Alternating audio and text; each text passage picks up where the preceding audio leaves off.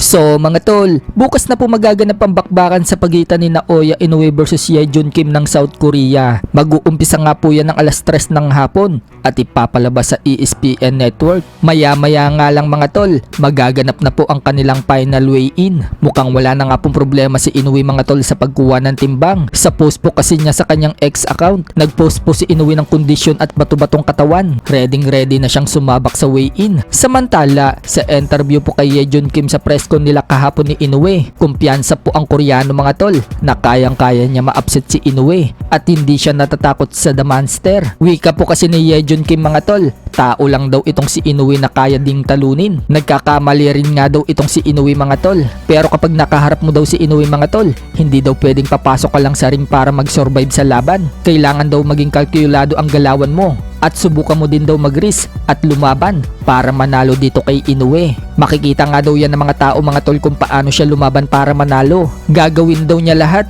gagamitin daw niya ang lakas niya at skills at makikipagsabayan daw na malalakas na suntok kay Inoue. So tingnan na lang natin mga tol kung makikipagsabayan nga ba itong si Yejun Kim kay Inoue o iiwas siya. Katulad sa ginawa ng huling nakakalaban ni Inoue na si TJ Duheny. Dagdag pa ni Yejun Kim mga tol, dream come true nga daw na siya ang pumalit kay Sam Goodman para makalaban ang pound for pound boxer na si Inoue. Noong mabalitaan nga daw niya na hindi na daw tutuloy itong si Sam Goodman sa laban at siya ang pumalit, tumatakbo daw siya ng 6 kilometer. Noong malaman daw niya na siya na daw ang lalabang kay Inoue, ginawa na daw niyang 10 kilometers ang pagtakbo niya para mas lalong lumakas ang stamina. Gusto daw niya patunayan sa buong mundo na isa daw siyang elite boxer. Sa kabilang banda naman mga tol, top 2 contender sa WBO Super Bantamweight Division na si Carhams Martin nakipag-meeting kay MP President Sean Gibbons. Mukhang pinag-uusapan na po nila mga tol ang next fight ni Carhams Martin sa taong ito. Bagamat hindi po sinabi ni Martin mga tol kung kailan ang laban niya at kung sino ang makakalaban. Binanggit naman ni Carhams Martin mga tol ang future plan sa kanya ni Sean Gibbons. Pinag-usapan daw nila ni Sean Gibbons mga tol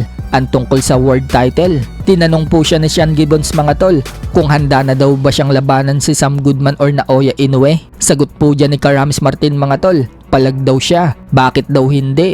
Ibigay daw sa kanya yung laban na sa tingin daw malaking oportunidad at tatanggapin daw niya yan. Ani pa Martin, may plano na daw sila pero hindi pa daw pwede sabihin sa ngayon dahil naghihintay pa din daw siya kung ano ang ibibigay sa kanya ni Gibbons. Focus daw si Martin mga tol na maging world champion siya balang araw sa tulong daw ni Sean Gibbons. Hindi nga daw niya sasayangin ng mga plano sa kanya. Marami daw kasi mga tao ang nagsayang ng opportunity. Pero siya mga tol, hindi daw niya bibiguin si Sean Gibbons. Samantala, wala naman pong pakialam si Martin mga tol sa mga bashers. Aniya, normal lang daw yan. Lalo na daw sa taong naghahangad sa tagumpay sa sarili niya. Marami daw talagang ganyan na susubukin ka at hahatakin pababa. Mas nagiging thrill pa nga daw yan mga tol dahil namomotivate pa daw siya.